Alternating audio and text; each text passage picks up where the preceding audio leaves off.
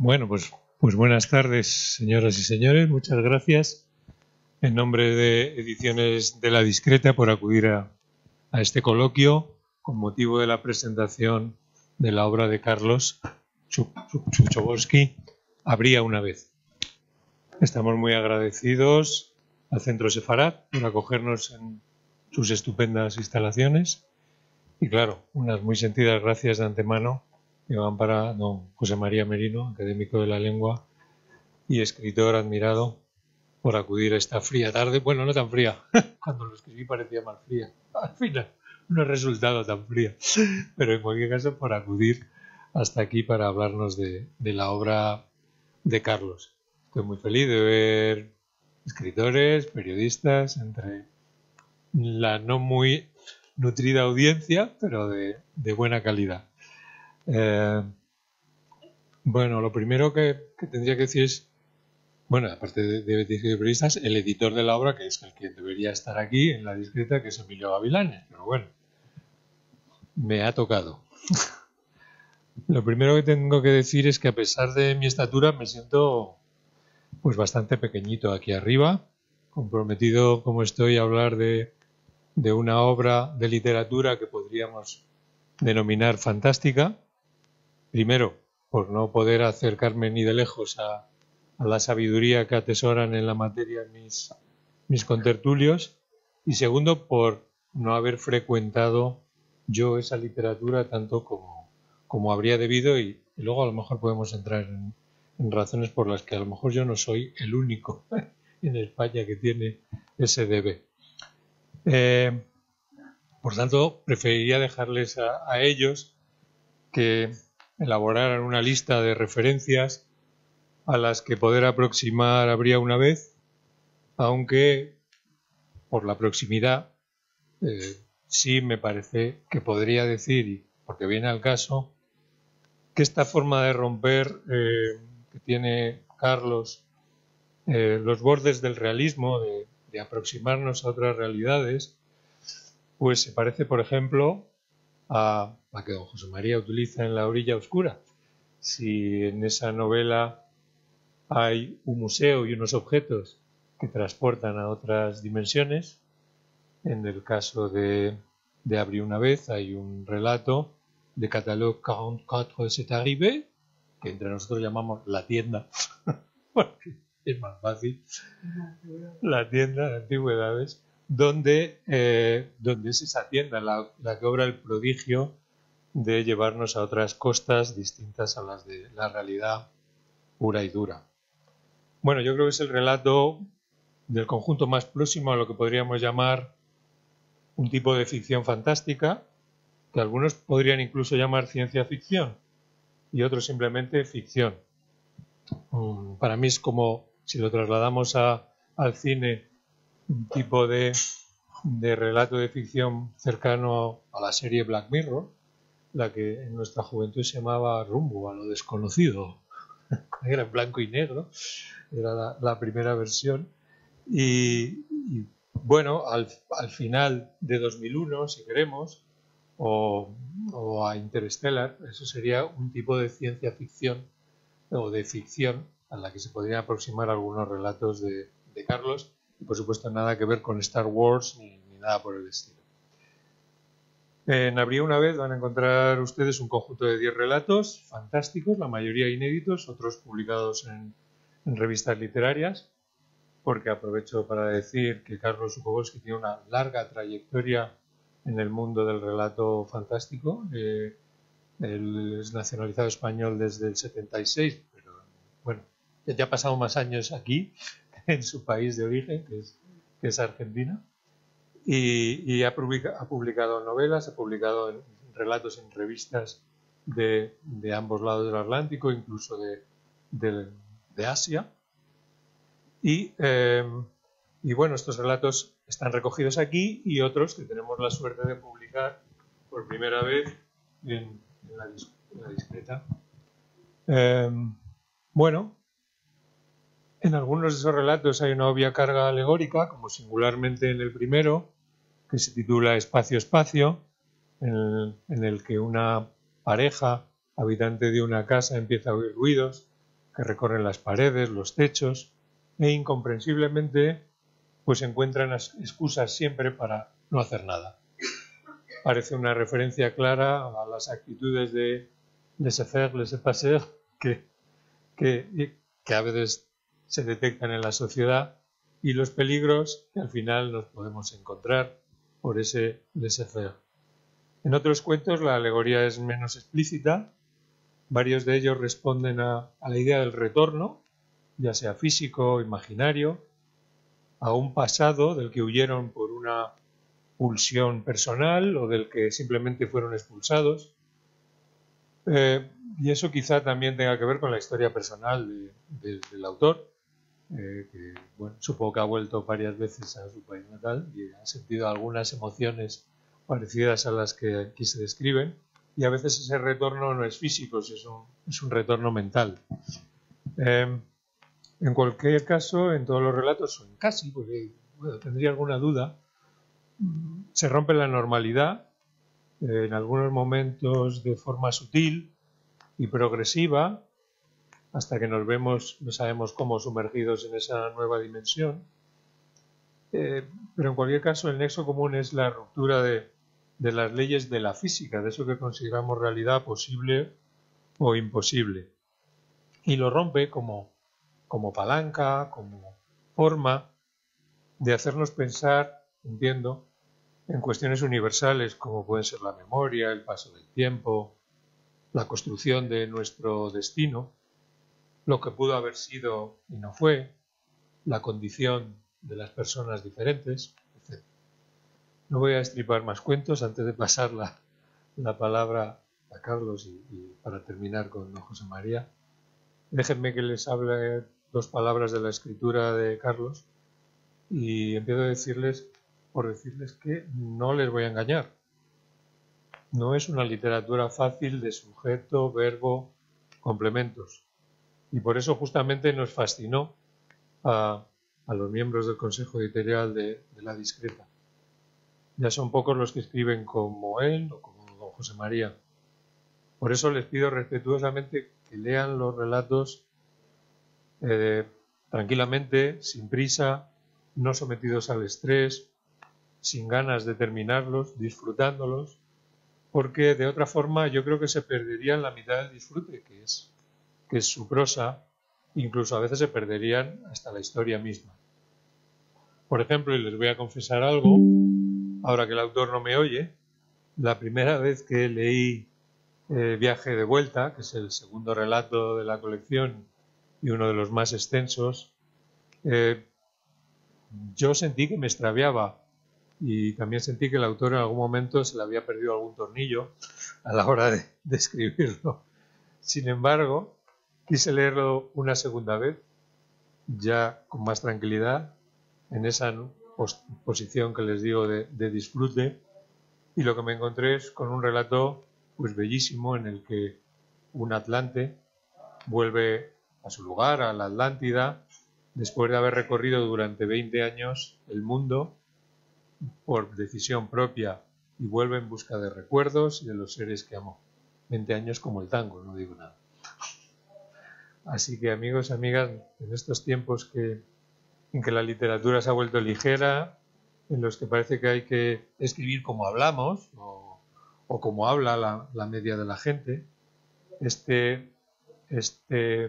obra nos va a llevar a esos tiempos ya pasados donde disfrutábamos de lo que entonces se llamaban los bestsellers literarios, que parecen haber desaparecido de las estanterías o los esconden debajo, en la parte más baja, de esos que disfrutábamos hace 30 o 40 años. Esa buena literatura en la que el lenguaje se eleva a otro nivel y nos hace disfrutar, y que aún está aquí. Y yo creo que en La Discreta nos afanamos por encontrarlo y por publicarlo. Habría una vez, me parece que es de los mejores ejemplos. Lamentablemente, la diferencia es que ahora, reconozcámoslo, ya no son bestsellers. Son pepitas de oro que nos encontramos en la ganga de la mina, escondidas, y que tenemos que intentar hacer aflorar. Así que muchas gracias y te paso la palabra, Carlos. Bueno, muchas gracias, David. No voy a decir nada mucho más. Lo voy a dejar a José María y solamente agradecerle, pues, sobre todo a él que se ha venido desde León específicamente. Creo, ¿no?, que específicamente para esto, según entendí, o en gran medida. Todo el fin de semana de León y decidí venir hoy. Qué bueno. Bueno, esto me ha encantado. Esto es justamente lo que termina satisfaciendo al escritor, ¿no? Que alguien que escribe tan bien se interese y use su tiempo para ayudar a otro a llegar a donde ha llegado él, ¿no? Y muchas gracias, David, porque ha sido suficiente, digamos, no tengo nada más que añadir, y gracias al Centro Sefarad por habernos dado este espacio. Y te dejo. Bueno, pues buenas tardes. Miren, este libro, este excelente libro, David lo ha presentado muy bien, tiene una cita previa de Thomas Mann, los Buddenbrook, que dice, se refiere las historias que partían de la realidad y la presentaban desde un prisma extraño y misterioso. Bueno, hablar de lo fantástico, parece que lo fantástico es algo que los seres humanos inventamos, pues no sé, en el romanticismo, que es algo muy reciente. Que lo fantástico, esto que llamamos lo fantástico, está dentro de nosotros, está en nuestra naturaleza, porque la ficción está en la naturaleza del Homo sapiens. Hay también quien piensa eso de la ficción, la gente inventó la ficción, la gente nació, es decir, el Homo sapiens, cuando empieza a desarrollar el pensamiento simbólico, que es lo que lo caracteriza en su forma de pensar, de expresarse, etc., el Homo sapiens lleva la ficción, la lleva puesta. Y la ficción es la manera de intentar entender el mundo que le rodea. Y, por supuesto, la manera de intentar entender el mundo que le rodea está cargada de lo que ahora llamamos lo fantástico. Hay un cuento de los pigmeos Ham que dice que ¿qué es la Vía Láctea? Pues la Vía Láctea es un puñado de ceniza que una muchacha, en un momento mágico, en el momento menstrual, arrojó al cielo, y eso se convirtió en la Vía Láctea. Pues ya sabemos lo que es la Vía Láctea. Recuerdo que mi abuelo, que tenía su casa delante del Camino de Santiago, me dijo una vez algo que nunca olvidaré. Dijo, mira, José Mari, la Vía Láctea pasa por delante de casa. Nunca lo olvidaré. Claro, el Camino de Santiago la Vía Láctea es el Camino de Santiago, ¿no? Bueno, pues en este sentido, lo fantástico está en nuestra naturaleza. Lo que pasa es que, y para entender muchísimas cosas, primero pensemos, por ejemplo, pues en los dioses, en los seres mágicos, maravillosos, en las formas de la naturaleza, en los tesoros, todo lo que ha ido cargando la ficción desde que empieza. Está lleno de lo que ahora llamamos elementos fantásticos. Pero es que además yo he sido desde muy joven muy lector de toda la buena literatura. Y también entre la buena literatura leía la ciencia ficción, que antes lo comentábamos, ya no leo ciencia ficción porque ya no existe, vivimos la ciencia ficción o la ciencia infección, no sé lo que vivimos exactamente, ¿no? Pero entonces en la ciencia ficción yo veía cantidad de cosas estimulantes que realmente estaban un poco en nuestro pensamiento. La ciencia ficción hablaba de universos paralelos. En el mismo espacio puede haber otro universo. Parece que es cierto. Ahora los sabios más distinguidos defienden los universos paralelos. Es decir, en un sitio muy parecido a este, 3 personas como nosotros están preparando un libro que en vez de titularse, había una vez, se titula Vez una habría, porque a lo mejor hablan al revés. O sea, no lo sé. Pero quiero decir que lo fantástico está con nosotros. Ahora bien, la vuelta de tuerca de Carlos en este libro es que esto es un neofantástico, es un fantástico que empieza a tener unas cargas peculiares, que ya no es exactamente lo que era ese fantástico que empezó en el romanticismo y que se ha mantenido durante tanto tiempo. Aquí hay ya una vuelta de tuerca para convertir ese fantástico en algo muy íntimamente relacionado con lo que llamamos lo real. Aunque, ojo, porque a mí me gusta el profesor Souto, que es un profesor del que soy muy amigo, dice, ojo, la realidad no necesita ser verosímil. Ojo. Y en cambio, lo fantástico sí necesita ser verosímil. Ojo, no olvidemos eso. Bueno, y entonces él ha llevado adelante aquí 10 sorprendentes y excelentes cuentos en los que juega con 3 elementos de una manera fascinante: el tiempo, el espacio y la identidad. Esos son los elementos de estos 10 cuentos. Antes David hacía alusión al primero, espacio, espacio. Bueno, es que en el primer cuento vivimos con verdadera intensidad cómo el espacio en el que estamos, en el que están los personajes, pero nos comunica muy bien su situación, su pensamiento, empieza a convertirse en un espacio angustioso que está amenazado, inquietado, convulso por voces, ruidos, gritos, enfrentamientos. ¿Dónde estamos? ¿Dónde estamos? Y es sorprendente de qué manera va llevando ese espacio hasta convertirse en algo que lo vemos como algo natural, algo que existe. Sí, tú estás en la cama y de pronto ya es que no puedes, no se puede aguantar. Esos ruidos, esos chirridos, esos bamboleos. Bien, no les voy a contar el final.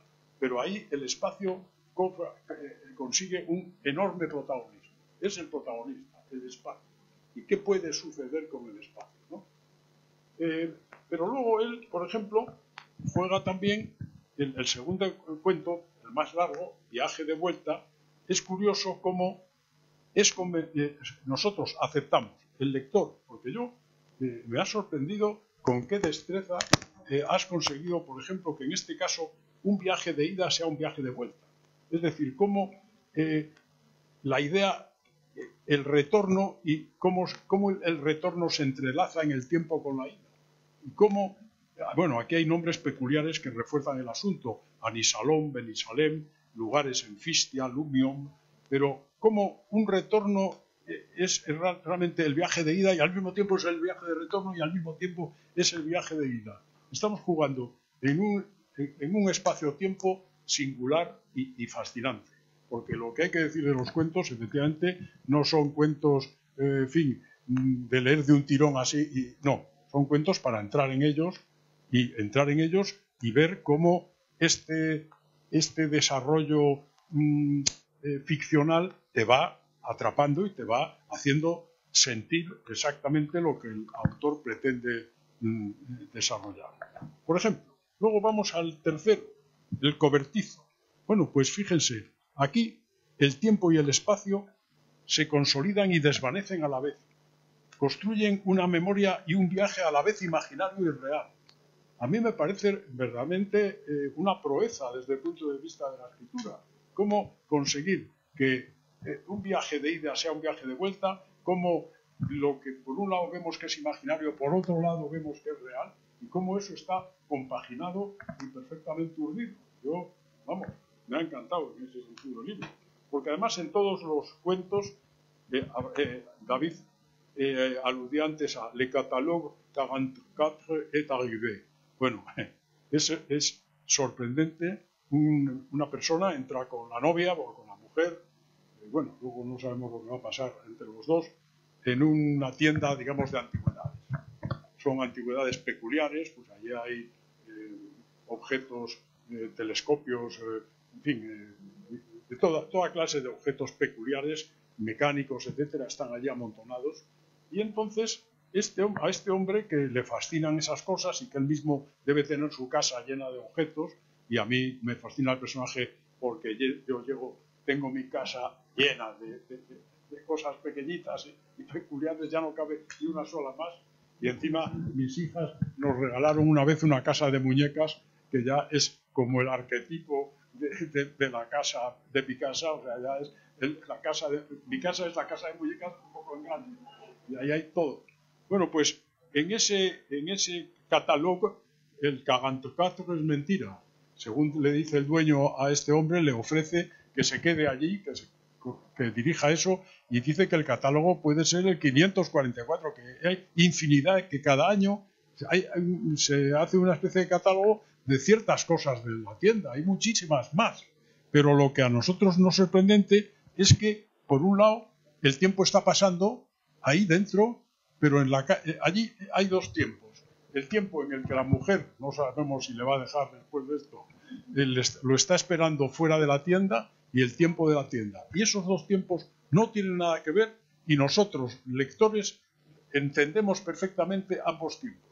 Este tiempo de la fascinación de los viejos objetos que salen cada año en un catálogo y que por lo visto llevan cientos de años, aunque llevemos solo el catálogo 44, y el tiempo el otro tiempo en el que está la mujer. Y estamos identificando y disfrutando de los dos tiempos. Un triunfo. Bueno, ahora vienen dos cuentos, El hombre de madera y El hombrecillo de trapo, que son cuentos que podían pertenecer a lo fantástico infantil. Pero claro, la vuelta de tuerca de Carlos es que no pertenecen a lo fantástico infantil. El hombre de madera pasa a lo canónico, a la constitución plausible de un ser fantástico que se encontrará con el protagonista del siguiente cuento. Este ser fantástico, que es un ser parece que de madera, pero el lector lo acepta como, ¿por qué de madera? No sé, es de madera, es un ser como yo. ¿Quién es este? ¿Quién es este tipo de madera? Lo curioso es que este cuento, que en cierto modo sería un homenaje, pues no sé, a Repetto, a personajes de madera, resulta que enlaza con la llamada La ardiente historia del hombrecillo de trapo. Y hay un enamoramiento de un ser, de una lavandera planchadora que crea una historia singular. ¿Es un hombrecillo de trapo? ¿Es un ser de carne y hueso? ¿Soy yo? ¿Quién es esto? ¿Qué relación es esa? Vamos, una relación fascinante que pasa a esto que llamaba antes lo neofantástico, una especie de expresionismo, en fin, cargado efectivamente de imaginación, pero que que aceptamos a este personaje, como que de trapo. Sí, en cierto momento, para escapar de un sitio, desenreda todos los trapos que lo constituyen y consigue escapar. Pero se vuelve a reconstruir y es como yo, seré de trapos. Te hace reflexionar sobre lo que es el ser, lo que es la identidad, de qué estamos realmente compuestos. Luego pasa a una historia también donde el tiempo tiene mucha importancia y no sé si decir, no es la alucinación, porque yo podía catalogarlos dentro de la alucinación, pero no es la alucinación, es la conciencia diferente del tiempo y del espacio.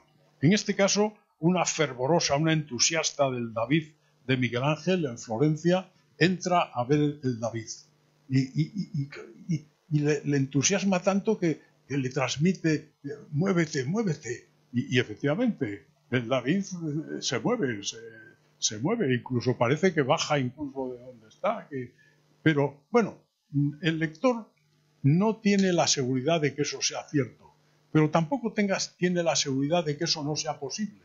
Es posible que ese David de pronto conecte con esta admiradora fervorosa y esté allí siendo capaz incluso de tocarla, de moverse, en fin, y de llegar a ser de ella, porque ella quiere hacer suyo y convertirse también ella en lo que es ese David, en esa belleza, esa fortaleza, esa representación maravillosa de la vida, en fin, eso. Pues eso ahí está perfectamente conservado. El guardabosque, que es el antepenúltimo, es curioso porque hay unos referentes a los pogromos y a los exilios. En fin, vagamente hay alguien que tuvo que huir, que estaba en los bosques y tuvo que ir seguramente a los bosques americanos, estaba en ciertos bosques europeos, polacos, y entonces nosotros ahí vemos esos bosques auténticos, majestuosos, y en la necesidad de la huida, etcétera, vemos los contradictorios rumbos de la vida, porque la gracia de casi todos los cuentos es que conviven los dos elementos, el elemento imaginario y el elemento real, el elemento fantástico y el elemento, digamos, no fantástico. Están huyendo y comunicándose al mismo tiempo. Y en este caso, en este cuento, ahí están funcionando ese guardabosque que está funcionando al mismo tiempo, no solo en el exilio, sino en el punto de partida, etc. Hay otro, este es el noveno, una Pamela lila al final de una calle empinada. Bueno, a través de un planteamiento simbólico es una historia sobre el intento de atrapar el tiempo.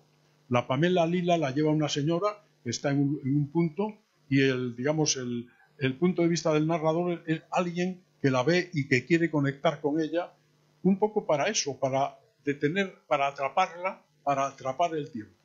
Y ese intento de atrapar el tiempo está consolidado de una manera verdaderamente afortunada.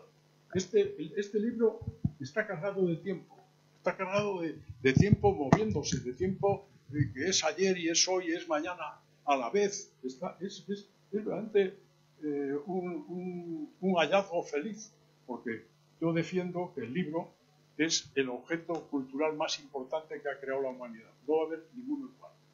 Y además en estos tiempos de las nuevas tecnologías estamos alienados, cada vez más alienados por un tiempo que ese sí que no podemos tocar. En los libros lo podemos tocar. Yo vuelvo a empezar el Quijote y el tiempo del Quijote, de su escritura, de su lectura por millones de personas, vuelve a fluir dentro de mí. Yo vuelvo a estar ahí. El tiempo está otra vez ahí.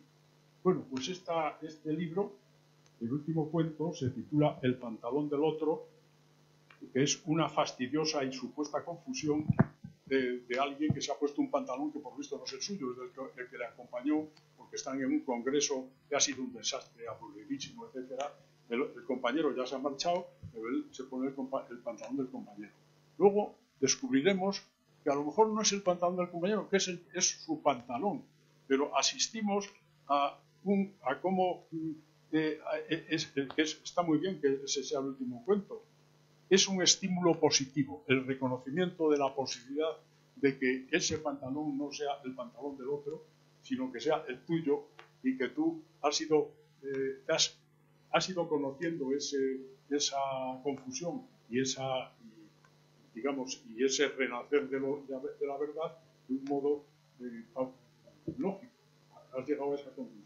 Bueno, un libro sobre el espacio, sobre el tiempo, sobre la identidad, maravilloso y cargado de tiempo y de no tiempo. Es decir, ustedes pónganse a leer los cuentos y verán cómo tienen en la mano lo que es el tiempo y lo que es el no tiempo, lo que es el futuro y lo que es el no futuro, lo que es el irte y regresar y estar haciéndolo al mismo tiempo. Y yo creo que con eso, Carlos, has conseguido un excelente conjunto de cuentos. Te felicito de corazón y estoy encantado de haber sido yo el presentador. No sé si tienen algo que preguntar o que tenéis algo que añadir. Muchas gracias. Yo dejaría, no sé qué tiempo tenemos. Bastante todavía. ¿Sí? Yo quiero provocar un poquito. Bueno, yo creo que me podrían preguntar directamente. ¿No?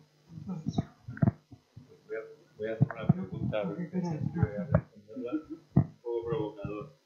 Bueno, te estoy diciendo antes, me gustaría que habláramos de esto, de una cierta mala prensa de la literatura fantástica, y creo que lo tenemos en buena parte de las primeras décadas del siglo pasado.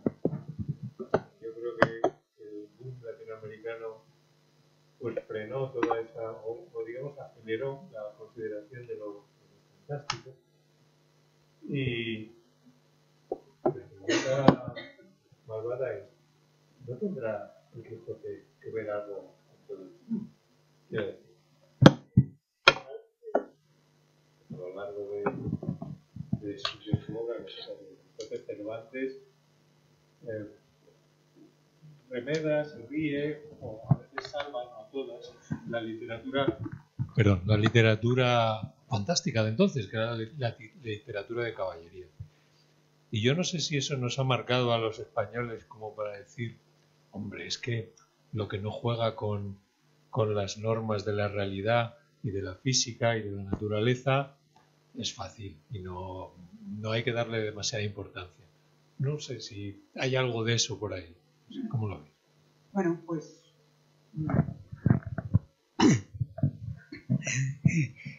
hombre, Cervantes fue precisamente el que abrió no solamente el espacio de la novela, ya de por sí, de la narración compleja, paralela, diría yo, a la vida cotidiana, a lo que vivimos, a lo que sufrimos, y en donde y a todo lo que nos encontramos por el camino, que es precisamente lo que produce ese viaje que de alguna manera ya estaba presente en Homero, ¿no? Es decir, sino que abre realmente las puertas a la introducción de lo fantástico en la realidad. O sea, eso está presente, está ahí. El hecho es, digamos, que se podría, o una lectura rápida, digamos, o superficial, creo yo, podría decirnos que está hablando en realidad de la locura de un personaje que precisamente porque no está del todo centrado, del todo sensato, no, porque sufre alucinaciones, porque tiene pretensiones, digamos, de vivir algo que no puede vivir, es precisamente el deseo de la aventura, en el fondo, y eso es real, ahí está el tema. Pero es una visión superficial, es decir, más que esté loco, en realidad está viviendo una situación, digamos, no realizada, digamos, o tendente a ser realizada. Es el mundo del deseo, y en el mundo del deseo está la fantasía y está la imaginación. Entonces yo creo que sería eso. Bueno, en el Quijote hay un episodio del que se habla un poco, que es el de la cueva de Montesinos.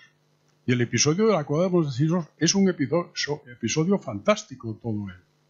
Y es sorprendente cómo el Quijote... Claro, yo fui un lector jovencísimo porque tenía además una estupenda biblioteca mi padre, y mi padre además, como era liberal, yo le decía, oye papá, que es que... porque yo, a pesar de ser de una familia que no era religiosa, pues estudiaban los maristas, de los cuales tengo un buen recuerdo. Pero claro, por ejemplo, los Tres Mosqueteros estaba en el índice de libros prohibidos. Yo decía a mi padre, papá, los Tres Mosqueteros están en el índice. Y mi padre me decía, nil obstat. Y yo sabía que me lo podía leer. Me podía leer lo que me diese la gana.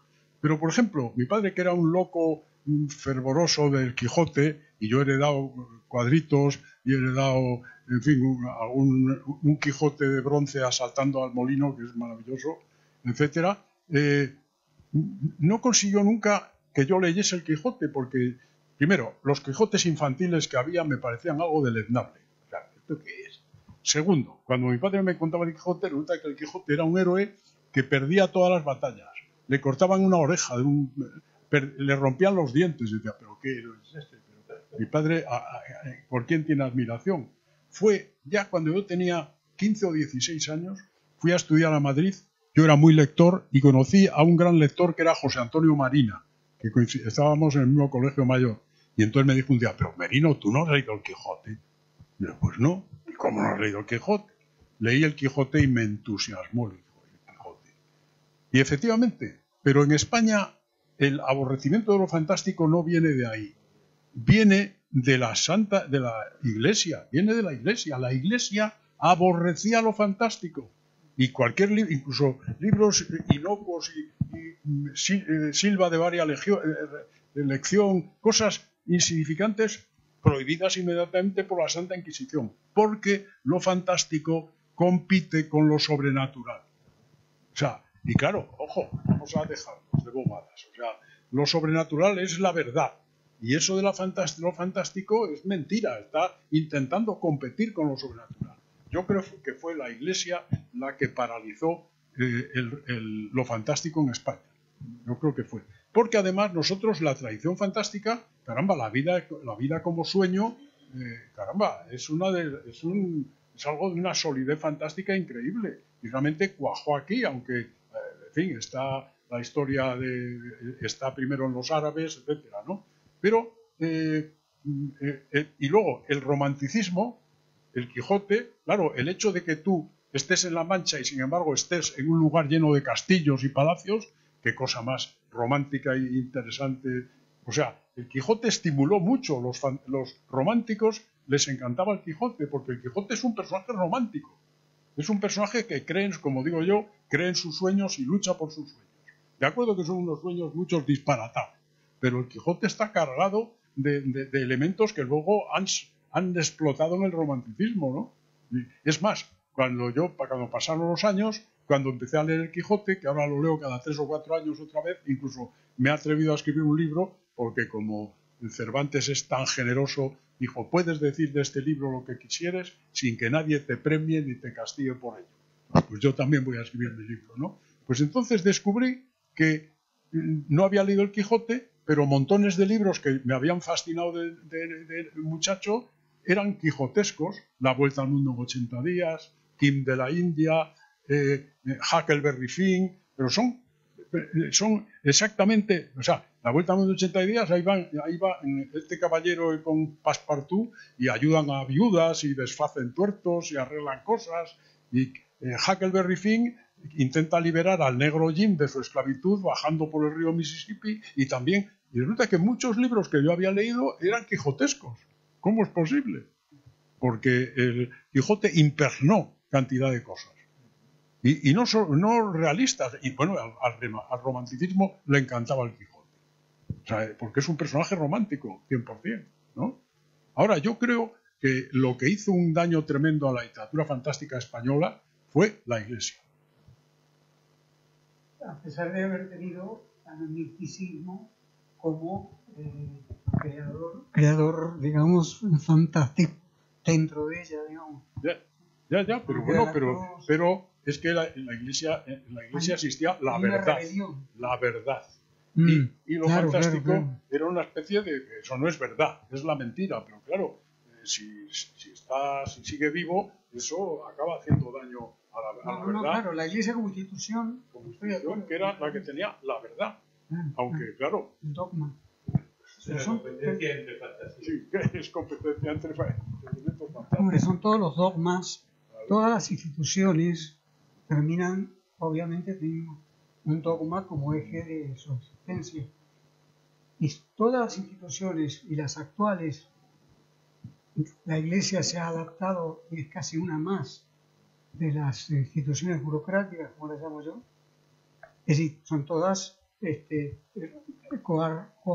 coercitivas, en ese sentido, contra lo fantástico y contra los sentimientos, porque leí hace poco una frase que yo la corregiría un poquito, pero está bastante bien, de un crítico de arte, no recuerdo ahora el nombre, pero no lo conocerá nadie, así que de nosotros probablemente, que escribe, hace un análisis de la pintura del Bosco y de la vida del Bosco, más que de la pintura que de la vida, y dice que la fantasía, la imaginación, se toma un desquite respecto de la realidad, respecto del mundo, ¿no? O sea, el mundo nos resulta hostil en una u en otra medida, por momentos no, pero en muchos momentos y en la mayor parte de los momentos, con cada frustración, etcétera, etcétera,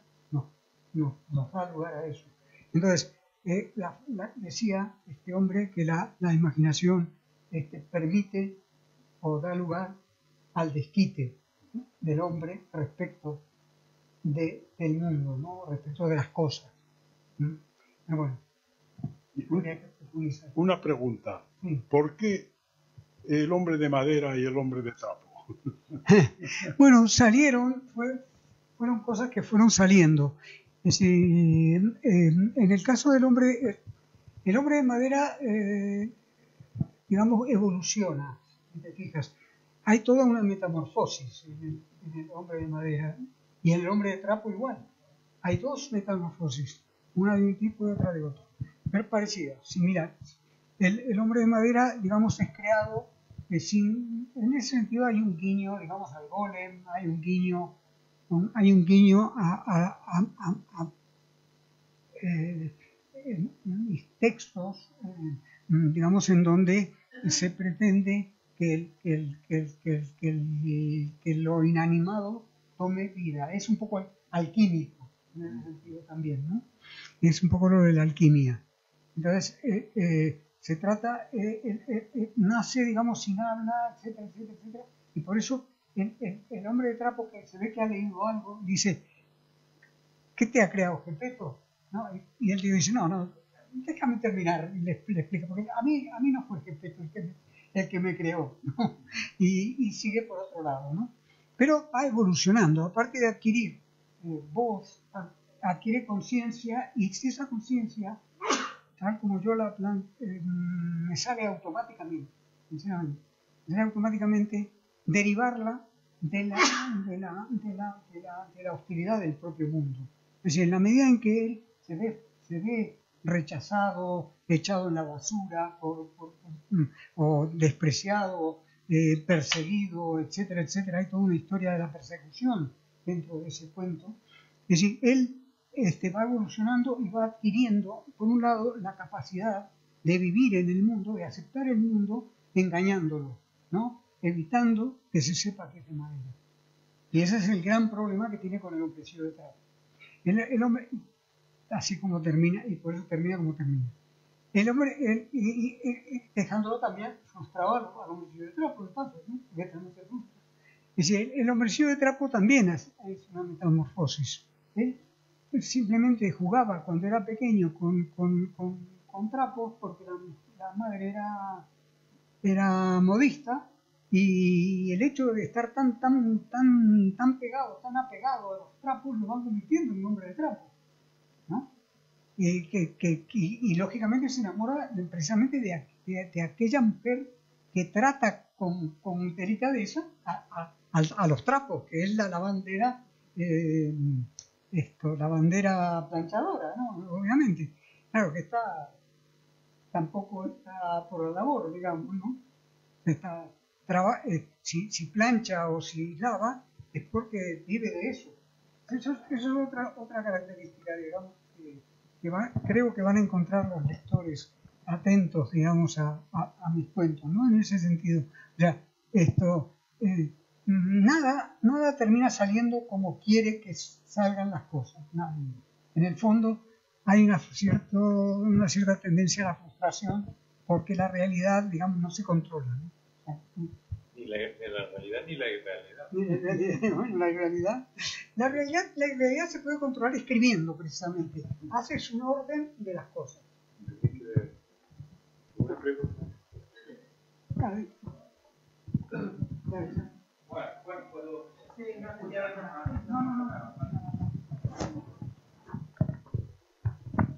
Hola, buenas tardes.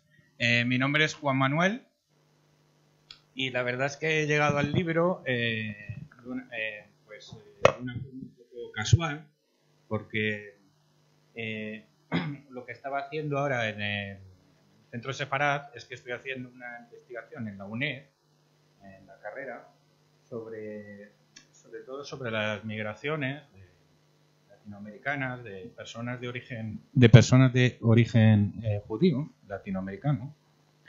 Y entonces, pues una serie de narraciones que comentan de sus vidas, de sus experiencias. Es curioso que contienen muchos elementos que luego aparecen en la ficción.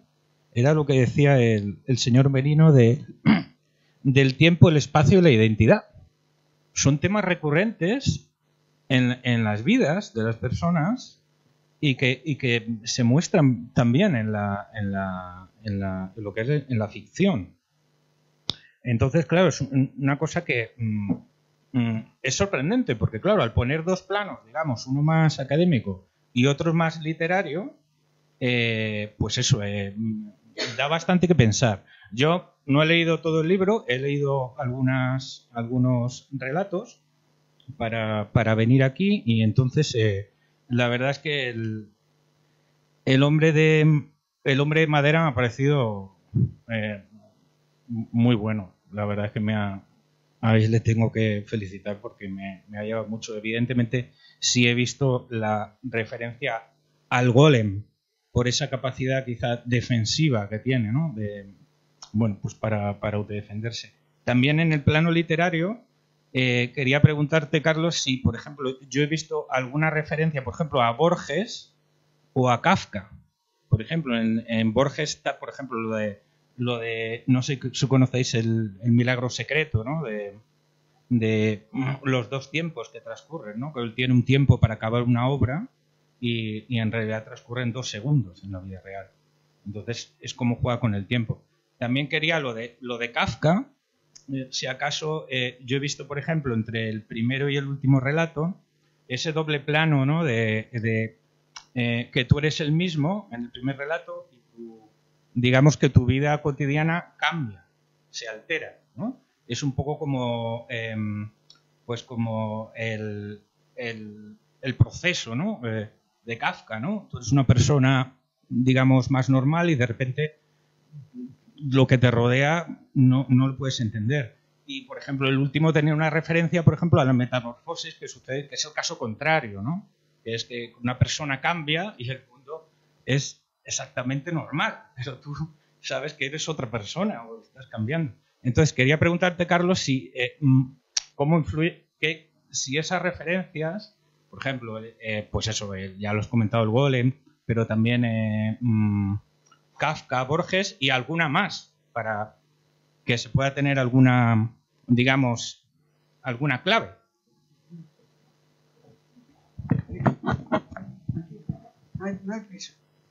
Mira, yo creo que una cosa que está en todos, en casi todos, diría, en mayor o menor medida, según el caso, en mis cuentos, en mis novelas, sobre todo la última que he terminado hace poco, y está inédita todavía, y en general, y en los relatos estos en particular, aparecen siempre, no puedo evitarlo, todo mi mundo de lecturas, por llamarlo de alguna manera. Todos los libros que he leído están ahí y los referencio.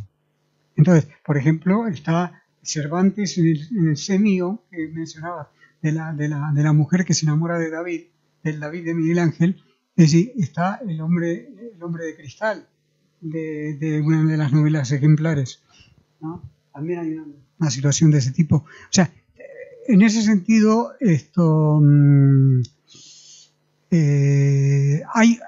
hay como una necesidad inevitable, digamos, cuando se van desarrollando mis historias, de guiños constantes a la literatura, ¿no? O sea, a todo eso que muy bien decía Quevedo, tenemos que escuchar con los ojos, ¿no? Leyendo, ¿no?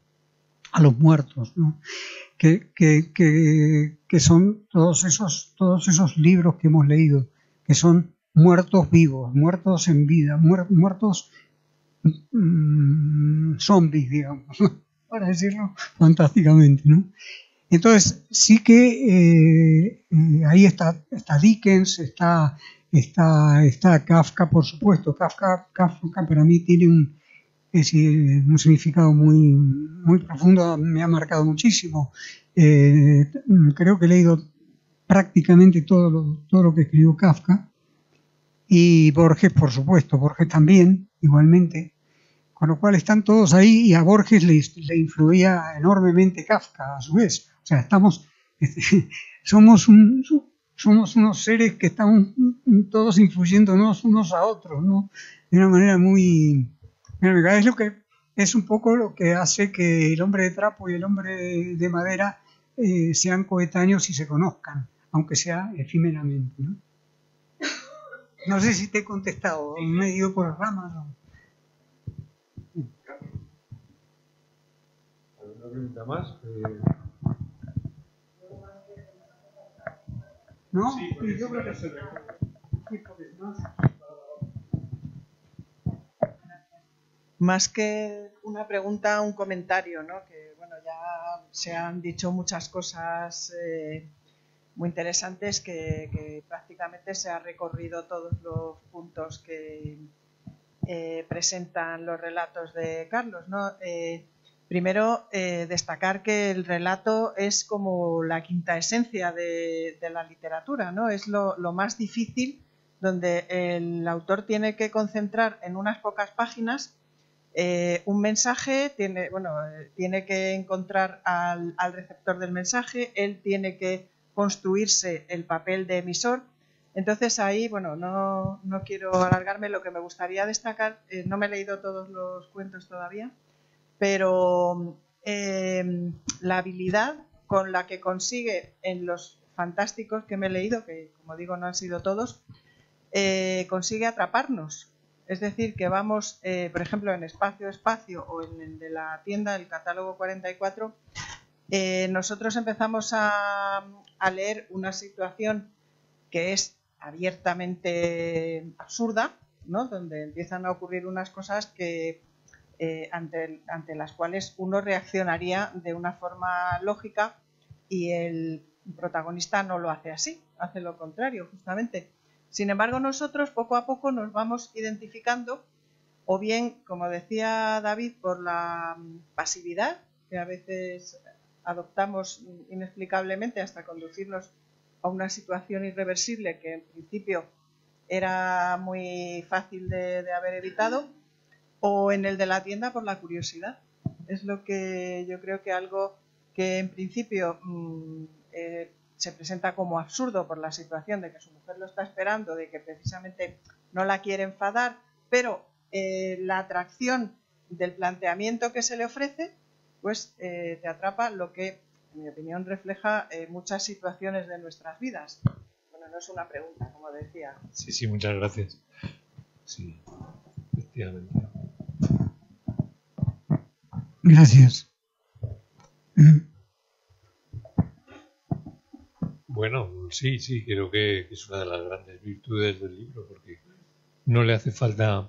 Sí, que acabemos con una... Por ahora, Bueno, quería, Carlos, que acabáramos con la lectura de alguna... No, quiero decir que es una de las virtudes de tu manera de narrar, que no hace falta explicar nada, ni explicar si el protagonista está sentado en una máquina del tiempo, si el sillón favorito tiene cualidades mágicas que le hacen viajar hacia atrás y hacia adelante. Simplemente se produce la circunstancia y está muy bien, porque la ausencia de explicación yo creo que excita doblemente la imaginación, ¿no? Es una gran cualidad. Bueno, queríamos rematar leyendo un par de páginas del Hombre de Madera. No sé, que todo el mundo haya leído entonces le resulte superfluo, pero bueno, vamos a ver. ¿Cuántos han leído, por lo menos dos, más de dos o tres? Bueno, todos. No, en general. ¿Ves? Entonces se lo voy a leer y ya lo conocen. O sea que os lo voy a releer. No importa. El Hombre de Madera. De haber permanecido inmóvil, sentado sobre el banco como un Buda de perfil, no lo habría dudado ni un instante, a pesar de sus considerables dimensiones, si no lo hubiese visto masticar a dos carrillos, en vez de entrechocar arriba y abajo la mandíbula, ni girando la cabeza a cada rato como si temiera verse sorprendido por detrás, por alguien o algo que llegase hasta él por el pasaje acristalado que nos separaba y unía dos de las terminales del aeropuerto donde estábamos, dejando a cada uno frente al otro, deteniéndose además un momento a la mitad, como por un defecto extraño de las articulaciones de su cuello, pero era obvio para echarme una mirada, me habría jugado el mío a que se trataba de un muñeco articulado de madera, olvidado por algún pasajero, proveniente probablemente de Praga. El color de su piel, que podría deberse a un bronceado estupendo, no fue lo decisivo, sino su cara y su cabeza calva, la forma de su cráneo, que, en fin, parecían haber sido tallados a golpe de cincel y cuchillo de tallar por un carpintero. El cuello, revestido de láminas de corteza barnizada, en todo caso de goma, para permitirle poder girar de aquel modo la cabeza, como un periscopio, al ritmo del cucú de los relojes cuando salen, entran y vuelven a salir de su jaula de madera cada hora. Un cuello que contendría, como esos relojes, un engranaje sofisticado, una de cuyas tuercas daba forma a una nuez falsa, por el que se extenderían fuertes cuerdas de cuero, crin o alambre, así como un eje sólido capaz de sostenerla con firmeza. Ah, y los ojos, pequeños y destellantes por efecto del sol que se ponía a mis espaldas, devolviendo sus rayos hacia mí punzantes, con luces propias de faros. Unos ojos que no parecían naturales y me recordaron dos negros botones lacados, un robot de madera a batería, parecía, cuyos chips sabrían tratar los colores y las formas para permitirle tomar impredecibles decisiones.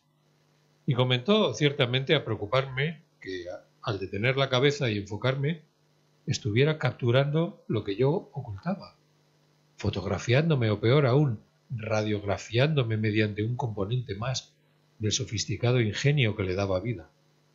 Lo que me hizo preguntarme si no habría descuidado yo algún detalle mío que le hubiese llamado la atención, algo para él extraño, inusual o amenazante, o debido a mis excesivas y ansiosas muestras de curiosidad por su persona, fuese como fuese, por mi causa.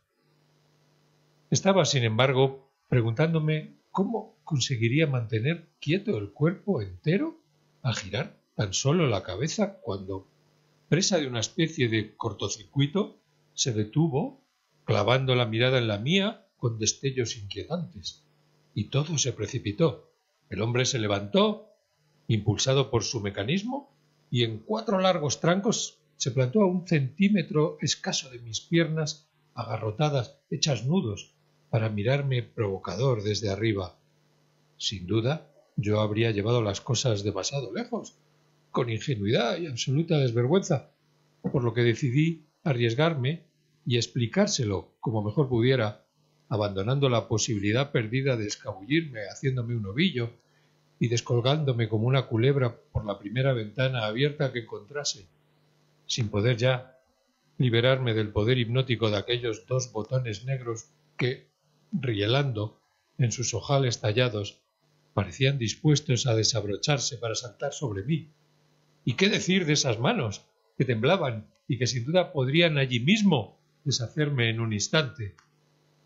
¿Se puede saber qué mira, amigo?, dijo con una voz que parecía salir de los pulmones de un árbol o de un tonel de coñac. Pues vacilé, sin hallar una manera de sincerarme con él, sin alborotarlo más de lo que estaba. Está bien, ¿a qué mentirle? Se lo diré. Pero por favor, no se enfade. Es que usted me parece, de madera. El hombre tardó en reaccionar como a una orden de su mecanismo que lo inhabilitara para una acción concensurada. Y como si las fuerzas lo hubiesen abandonado, se dejó caer a mi lado, el torso a medias hacia mí, los ojos recibiendo aún los destellos del poniente, aunque con la mirada ahora apagada. Es la primera vez en mucho tiempo, tartamudeó al rato, Es que, verá, la primera vez en años, insistió ignorándome, que alguien lo descubre. Ya no sé hace cuánto tiempo. Reaccioné rebotando en mi asiento. ¿De qué me habla? ¿Qué quiere usted decir? Que lo ha sabido ver. Soy, en efecto, de madera. ¡Ay! Añadió en un susurro, meneando un poco la cabeza. ¡Qué pena que haya vuelto a suceder! De veras lo siento. Pero primero le contaré mi historia. Es necesario para que luego me sepa comprender. Y sin dejarme replicar, comenzó. Desde mi fabricación, destinada a hacer de mí un niño de juguete para niños y carne y hueso. ¡Gepeto! Por favor, no me interrumpa. Además, le estoy hablando de hace varios siglos. Gepeto no había nacido y solo fue un imitador. Vale.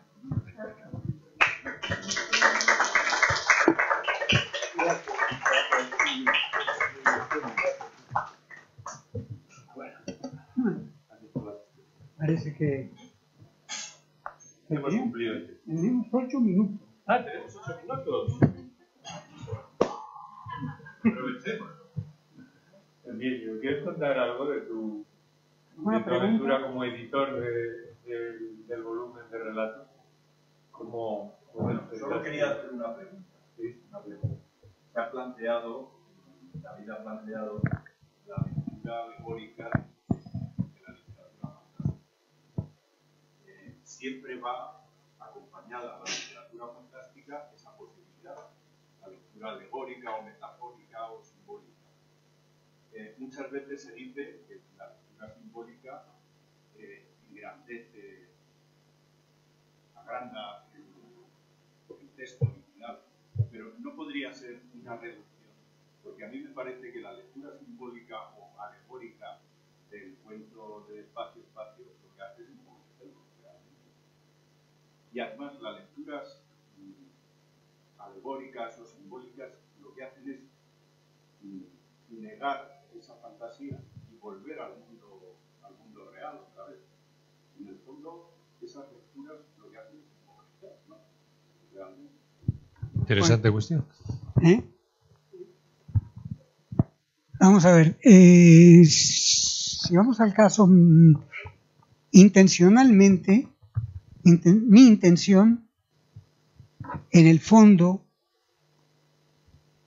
es casi metaliteraria, en el fondo, inconscientemente. O sea, no lo hago no uso la literatura, digamos, para decir algo. Pero en el fondo, lo que está dentro de mí, digamos, me hace decir cosas. O sea, es lo que me lleva a escribir. Porque, como no se lo puedo decir a todo el mundo, uno lo escribe para que haya parte del mundo, por lo menos, que lo reciba. Incluso para que te lean después muerto, ¿no? O sea, como le decía Quevedo, ¿no? Pero vamos,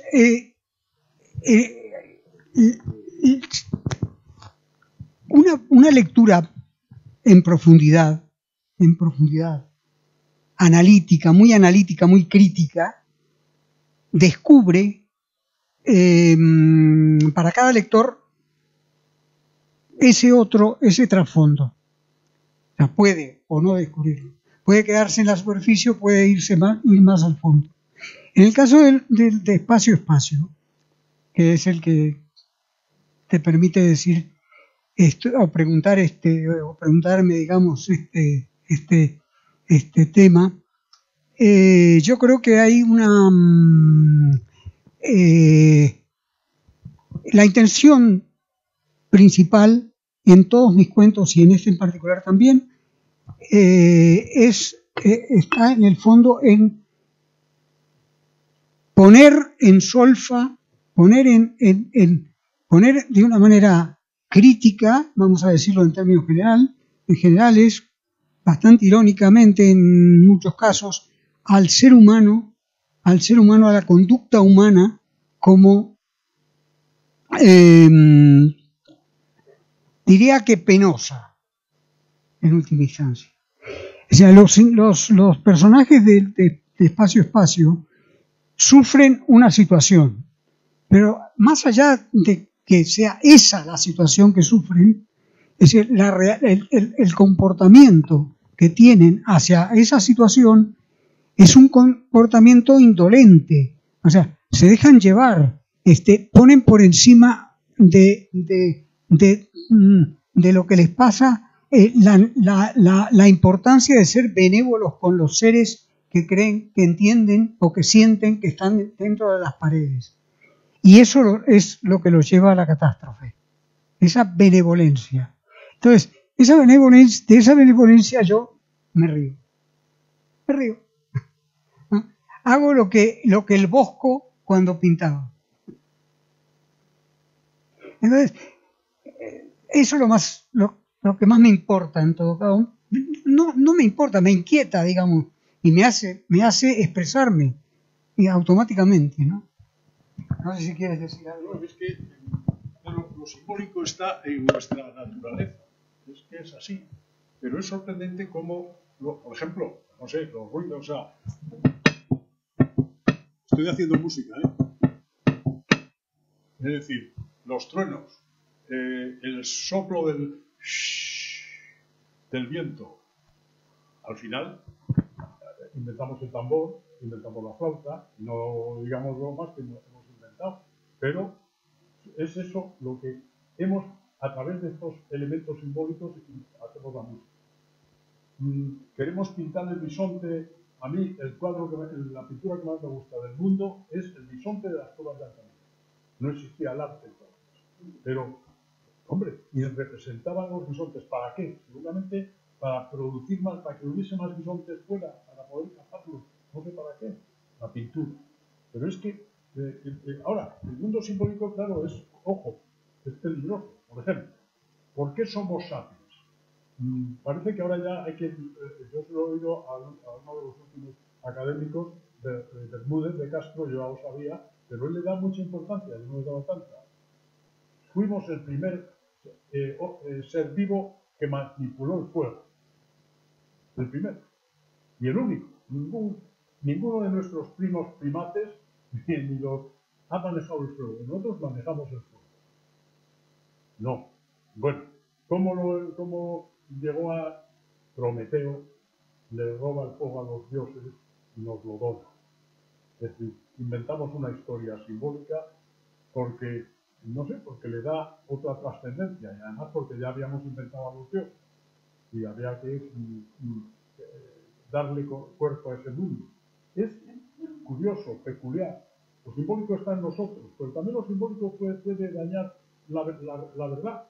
O sea, puede ser, a veces, efectivamente, convertir en simbólico algo, pero si usted tiene suficiente fuerza para defenderse, ¿por qué intentar descifrarlo a través de lo simbólico?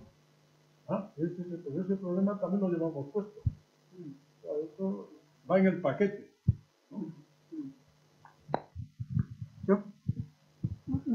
Una cosita breve. Es decir, si os fijáis lo que hay en todos los cuentos hay muchas cosas. Hay quizá demasiadas cosas en algún caso. He aprendido a dosificar mi literatura a lo largo del tiempo, pero si vamos a los 15 años a la primera novela que escribí, que por supuesto no la valoro, es un hecho puramente histórico y evolutivo. Es decir, hay una tendencia mía a decir demasiadas cosas siempre, demasiadas a la vez, poner demasiadas facetas, y eso hay que dosificarlo. Entonces, pero de todas maneras, una de las cosas que está presente en todos, si os fijáis, es la problemática del deber ser. Los personajes son víctimas del deber ser. Una temática que está en Ionesco, por ejemplo, muy claramente, ¿no? Y que está en muchísimos, está en Dickens incluso, o sea, él está en el dicho de Hölderlin de que ya no veo hombres sino oficios, o sea, y eso lo quiero, digamos, me sale, digamos, automáticamente, porque yo también veo veo el mundo que me rodea de esa manera. Entonces, simplemente lo traslado, mi visión la traslado a un escenario, digamos, inventado, que se va desarrollando y que va teniendo su propia vida y su propia mecánica. Bueno, pues ahora sí. Muchas gracias. Listo.